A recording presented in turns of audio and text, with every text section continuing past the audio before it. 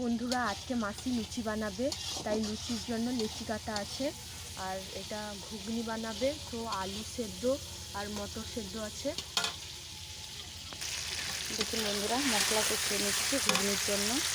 তো বন্ধুরা, মাসিকে দেখুন উনুনের কাছে বসে আছে। আমি বুঝতে পারছি মাসির কষ্ট হচ্ছে উনানে বসে রান্না করতে। তাও বলতে ছাড়ছে না, যাই হোক প্রত্যেকদিন ওদেরকে বানিয়ে দিতেই হচ্ছে। দেখুন ঘুগনি তৈরি হয়ে গেছে, এরপরে লুচি ভাজা হবে। এই যে বোন মুছামুছি শুরু করে দিয়েছে। দেখুন বন্ধুরা, লুচি বেলা হচ্ছে। এখানে আমার মা বেলছে আর সেখানে মাসি বেলছে। আর এখানে দেখতেই পাচ্ছ ভাজা হচ্ছে, মাসি ভাজছে।